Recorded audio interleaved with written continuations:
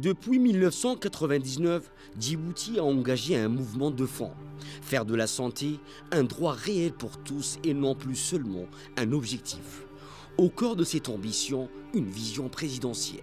Rapprocher les soins de chaque citoyen, moderniser les infrastructures et donner aux professionnels de santé les moyens d'agir. Et donc j'avais exercé en tant que généraliste au centre de soins qu'on appelait l'OPS, qui est actuellement la CNSS. Donc on avait une grande mission qui consistait à soigner tous les patients djiboutiens. C'est un service qui drainait tous les patients de la République de Djibouti. Je pense qu'avant l'élection du président, avant 1999, on peut dire qu'il y avait grosso modo 2 hôpitaux, dont peut-être un qui était, on va dire, un hôpital général. Et le deuxième était plus ou moins un hôpital de moyenne taille, ou pas réellement, qu'on pourrait appeler aujourd'hui un hôpital au standard au sens où on l'entend. Il y a en ce moment 5 hôpitaux à Djibouti. Je parle du secteur public. Ce secteur public se rajoute la santé militaire qui a son propre hôpital, la police qui a rajouté un hôpital, il y a un hôpital d'un niveau, je pense pour la région, qui fera date, qui est celui de la CNSS à Al-Shifa, qui semble rassembler énormément de compétences, que ce soit internationales. Et donc, dans les régions également, on a des hôpitaux qui sont apparus, donc un hôpital dans les régions du Nord, à Tadjoura, et un hôpital à Ali Sabieh. On peut dire que l'offre, en termes hospitaliers, s'est multipliée par 8 à peu près. Et on pourrait aussi voir au niveau pas seulement hospitalier, il y a les niveaux intermédiaires qui concernent les polycliniques et les centres de santé, ou les centres de santé primaires, si on peut dire, qui ont vu leurs chiffres augmenter de manière exponentielle, à multiplier par au-delà de 10, parce qu'on a démarré avec 4 centres de santé, si ma mémoire est bonne, c'était des équivalents de centres de santé dans les régions. Et là, on est au total 48 centres, donc c'est un facteur très important. Donc. En fait, le renouveau médical a commencé à partir des États généraux en 1999. Parce que les États généraux, c'est la population qu'on avait demandé leurs besoins et comment ils peuvent se faire soigner et l'accessibilité. Et c'est, je pense, à partir des directives du président, dans tous les domaines, qu'on a sorti les guidelines pour développer le système de santé djiboutien. On a vu le nombre de médecins qui ont évolué en nombre, parce que lorsque je suis rentré en 1999, les médecins généralistes étaient au nombre de 40 médecins généralistes et 7 médecins spécialistes djiboutiens, pour la totalité de Djibouti qui était presque 1 200 000 habitants. Donc tout est centré sur les centres hospitaliers de Djibouti. Et à un moment, il y a eu le manque de spécialistes parce que la coopération française avait arrêté de nous envoyer des spécialistes. Donc a été prise la décision d'envoyer des médecins spécialistes à l'étranger. Mais avant ça, de former beaucoup de spécialistes, il fallait former des médecins généralistes. Et donc les directives du président, qui a pris des résolutions importantes pour les soins et l'approche des proximités de la médecine pour les patients djiboutiens et la population, c'était de former des médecins généralistes. Donc c'est là où on a pris la décision aussi, sous la présidente de la République de Djibouti, son Excellence Ismaël Omar Guelleh, d'ouvrir la faculté de médecine, qu'on appelait au premier moment l'école de médecine de Djibouti. La plus grande fierté qu'on a fait, c'était l'école de médecine de Djibouti, où on a pu former les meilleurs élèves djiboutiens bacheliers qui avaient des notes conséquentes, mention bien et très bien, qu'on a sélectionnés pour les former. On est passé, avec la création de la faculté de médecine par le président de la République, d'une quarantaine de médecins qui étaient sur le pays au millième qu'on vient d'inscrire à l'ordre des médecins avec les camarades de l'ordre des médecins.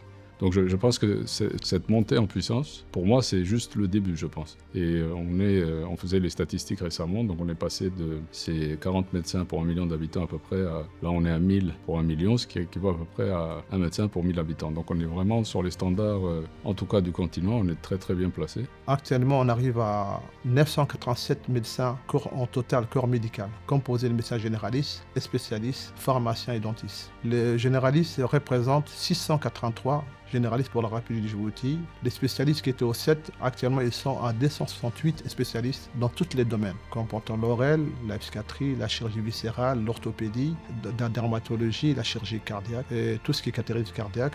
Tout a évolué de façon exponentielle. Et actuellement, on arrive à satisfaire les besoins nationaux. Et le deuxième défi qui s'est présenté, c'est l'accessibilité aux soins. On a eu beaucoup de patients, lorsqu'on est hospitalisé dans les hôpitaux, qui n'avaient pas les moyens de se faire opérer parce que faire des bilans pour les blocs opératoires, pour les analyses. Et pour cela, le président a mis en place, son excellence, ce qu'on appelle l'AMU, l'assurance maladie universelle, en 2014. Face à cette situation jugée alarmante, il apparaît évident qu'une réforme profonde du secteur de la santé et de son financement s'impose pour restaurer l'équité, rétablir l'équilibre et rationaliser des dépenses pour regagner la confiance des Djiboutiens en leur système de santé.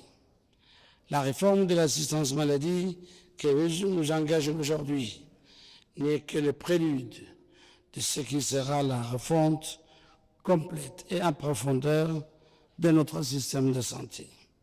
L'assurance maladie universelle est un projet qui est cher au président Ismaël Omar. C'est un projet qui a vu se joindre beaucoup de spécialistes du pays. Il y avait des économistes, etc. Enfin, c'est quelque chose qui a permis de mettre des jalons, qui par la suite a permis, par exemple, en cas de catastrophe ou de pandémie, comme par exemple lors de la Covid-19, que le pays puisse compter sur ses propres ressources.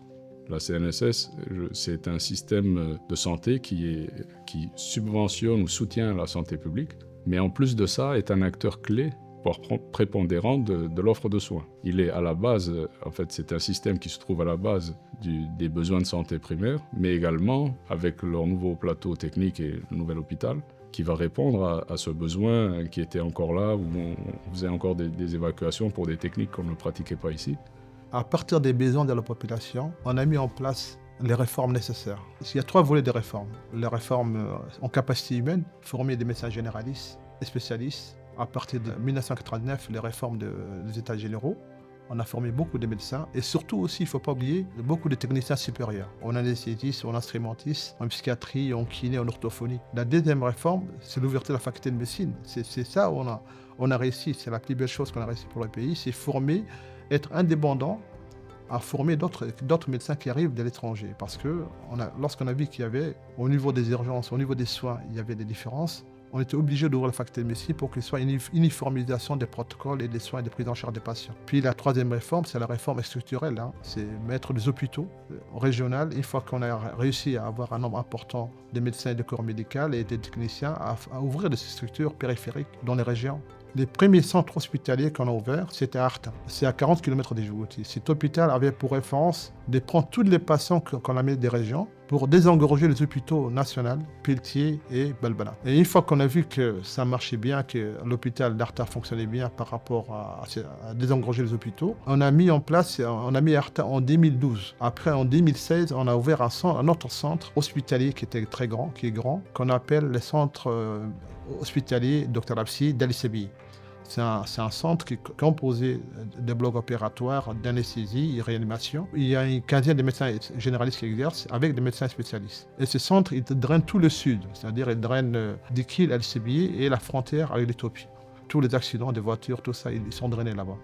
Puis on a ouvert récemment le dernier hôpital régional, c'est l'hôpital de Tajoura, le centre hospitalier de Tajoura, qu'on appelle le centre hospitalier de Dr Burhan, qui est en référence à un grand médecin, comme celui d'Al-Sebi, Dr Absi.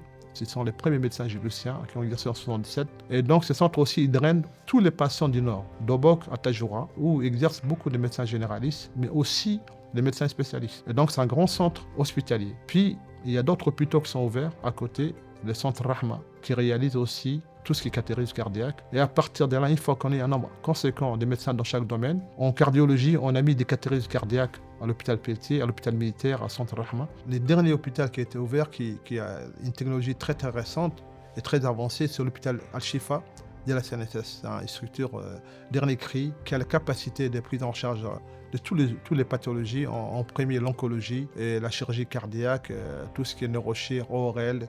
Et c'est un centre de référence qui va drainer tous les patients au niveau de Djibouti aussi. Donc toute la réforme a réussi dans son domaine le plus magnifique. Pour ma part, l'expérience que j'en ai, c'était au moment où on avait constitué une équipe nationale de riposte contre la Covid. Et ça, c'était sous l'égide du président. Le superviseur, c'était le Premier ministre. Et pour moi, c'était l'élément le plus impressionnant aussi, c'était la capacité à s'adapter et à riposter. Dans la politique du président de la République, le président Ismaël Omar, c'était vraiment la capacité à s'adapter à des crises majeures comme ça qui pouvaient arriver lors de la Covid-19. C'était de pouvoir mobiliser les ressources nationales, mais surtout les process, les procédés, et de donner une vision par la suite, de dire voilà ce que ça va être, voilà ce vers quoi on veut aller. Je pense qu'on est, comme disent les Anglais, on track. J'ai pas le mot en français, mais on est sur la bonne lancée. Alors l'évolution du système de santé de Djibouti depuis les débuts jusqu'à l'heure actuelle et puis les perspectives qui sont envisagées, on peut le classer en 3 étapes. Alors ça serait une étape, première étape où c'est une étape avant l'élection du président Ismaël Omar où c'était une santé qui essayait de couvrir le maximum possible mais avec très peu de moyens. Donc il y avait peut-être de bonnes intentions mais la méthode et les disponibilités étaient peut-être limitées. Ensuite on peut dire que depuis 1999, comme je l'ai étayé tout à l'heure, je pense qu'il y a d'abord eu une gestion des urgences et une augmentation significative de l'offre. Ensuite, la 3e étape, c'était le gain de qualité grâce aux efforts et à ce qui a été mobilisé dans la première étape suite à l'élection du président Ismaël Omar, de miser sur la formation des gens, de miser sur la qualité et ensuite, à un certain niveau, de pouvoir couvrir l'ensemble de la population avec la meilleure qualité possible, avec l'installation d'hôpitaux du niveau de celui d'Al-Shifa par exemple. C'est de maintenant dire on est à ce niveau-là de la formation, on est à ce niveau-là de l'offre de soins. On pense que ce sera peut-être même à nous de recevoir plus tard la région qui viendra prendre plutôt que ce qu'on faisait avant d'aller dans la région. Donc je pense qu'on peut le voir comme ça, en tout cas c'est mon point de vue. L'évolution du système de santé depuis mon arrivée, c'est un grand boom qu'on a réalisé.